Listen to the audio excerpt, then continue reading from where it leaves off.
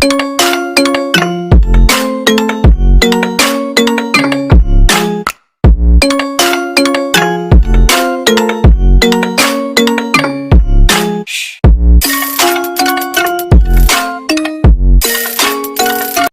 ये second chapter अपना complete हो गया है। अब थर्ड चैप्टर देखते हैं। थर्ड चैप्टर का नाम है आर्गोद्य अध्याय।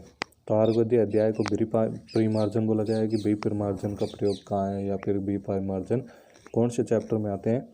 तो याद रखना कि थर्ड चैप्टर आर्गोद्य अध्याय में परिमार्जन का आते हैं। तो इसमें जो है नीचे लिख रखा 32 सिद्धतम चूर्ण पर्दे। ठीक है, तो यहाँ पे जो चूर्ण पर्दे प्रयोग में आए मतलब संख्या कितनी बताई गई है, 32 बताई गई है।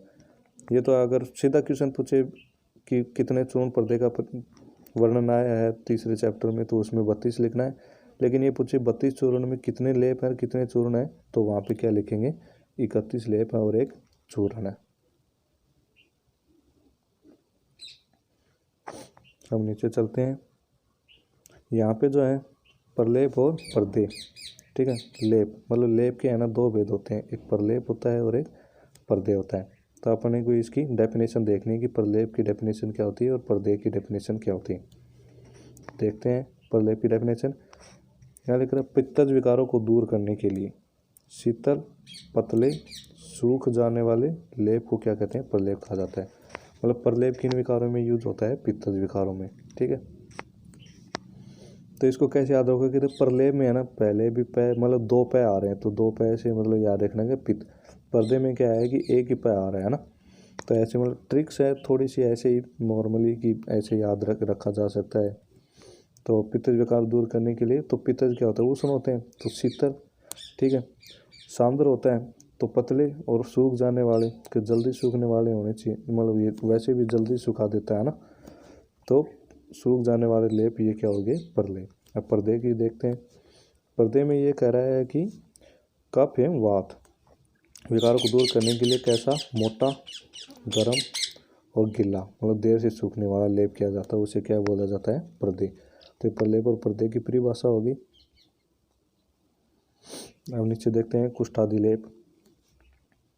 तो कुष्ठादि लेप में क्या बता रहा है, कूट, हरीसु, दारू, रिद्रा, तुलसी, पटोल, नीम, अजगन, देवदारू, सैजन, सरसों, ठीक है, तुम्बरू, धनिया, चंडा, इन औषधियों को समभाग की मात्रा में लेकर चूर्ण करके उसकी तकर से पीसकर, ये औषधियाँ लेनी है समभाग में मतलब बराबर मात्रा में लेने, चूर्ण करना है, फिर तकर के साथ उनको पीसना है, फिर रख लेना है। फिर क्या करना है कि पहले सरसों के तेल का अभ्यंग करना है शरीर पे, फिर ये जो अपन ने इनका पीस के रखा है इसका उपटन लगाना है। तो इसके उपटन से जो है कंडू, पीड़िका, कोंग मतलब शीत पित्त और कुष्ठ और शोथ, ये रोग क्या हो जाते हैं, शांत हो जाते हैं, तो ये रोग नहीं होते। तो कुष्ठ आदि लेप में ये आ गए ड्रग्स। फिर नीचे बढ़ते हैं आगे।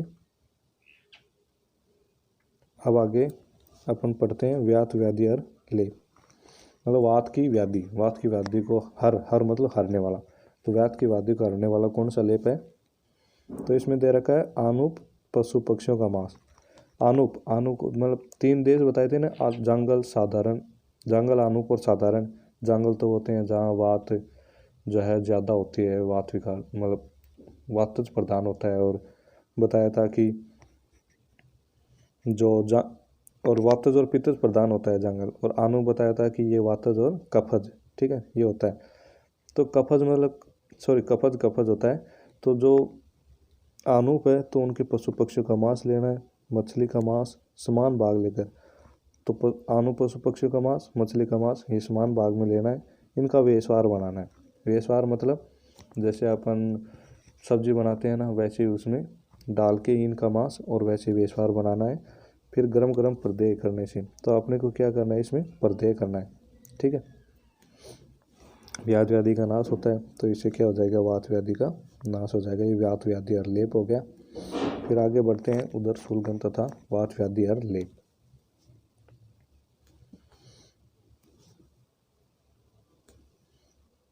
तो वात व्याधि और लेप अकेला पढ़ लिया। अब उदर शूलगन, व्यात व्याधि और लेप ये दोनों एक साथ आ गए। तो इसमें लिख रखा है जौ का आटा लेना है, या क्षार लेना है, इनको क्या करना है, टक्कर के साथ पीसना है और गर्म कर पेट पर लेप लगाने से पेट का सूल दूर होता है। तो ये क्या हो गया, उदर शूलगन। मतलब जो काटा लिया या क्षार लिया, मतलब अगर इसमें नहीं दिया गया है ना है कि कितनी मात्रा में लेनी है, तो अपने को क्या है, बराबर मात्रा मानकर चलनी होती है। तो इसको टक्कर के साथ पीस लिया, गर्म किया, गर्म करके निकाल क्या किया, पेट पर लेप लगा लिया।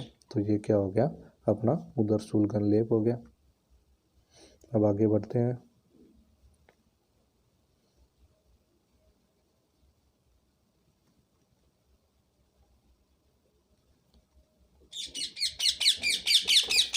अब आगे देखते हैं विषगन लेप।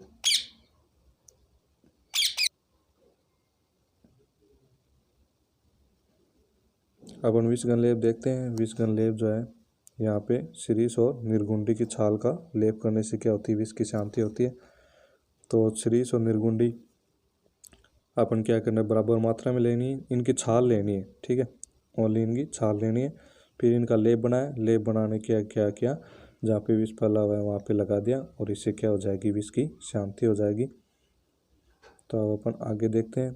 आगे बस ये चैप्टर जो ख़त्म हो गया है, आज इतना ही पढ़ते हैं। फिर अगले चैप्टर में अपन अगले वीडियो में अपन 4th चैप्टर पढ़ेंगे और उसमें आगे कंटिन्यू करेंगे। तो आज के लिए बस।